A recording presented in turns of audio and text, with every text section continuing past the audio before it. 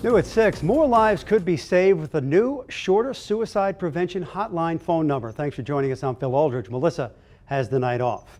News 9's Victoria Saha joins us live in the studio with what you need to know. Hey, Victoria.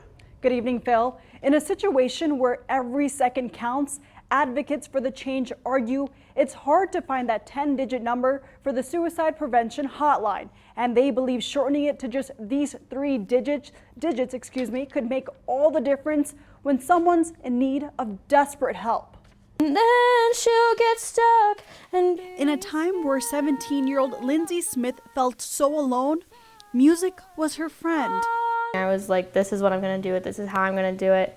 But then this most recent time, it was this past November, and I didn't even think that I was going to do it until I did it. Less than a year ago was Lindsay's third suicide attempt. I overdosed in my school bathroom. Sending her mom this text message as soon as it happened. Reminds her to fight just a little. Lindsay has reached out for help before. The only time that I ever used it was the first time that I was in that situation, and I didn't even know the number off the top of my head, so I literally had to go online, search for it, call it, wasn't the right one, call a different one, and by that time I was just like, why not just do it? That struggle pushing Lindsay away from even trying to call the number, which is exactly what the FCC is trying to prevent. And they're hoping making 988, the new suicide prevention hotline, will do that.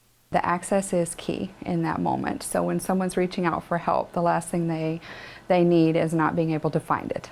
Kimberly Moore is the crisis clinical manager at North Central Healthcare. She says their department is almost always at full capacity with suicidal patients. We don't define crisis for people. People define their own crisis. She hopes the new three-digit number will allow people to get the help they need.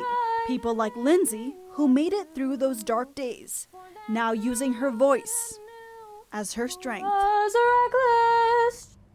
According to the CDC, suicide is one of the leading causes of death in the U.S. The FCC is hoping the new number 988 to be in effect soon. But for now, if you or someone you know is struggling with suicidal thoughts, there is a number on the bottom of your screen to call. Phil?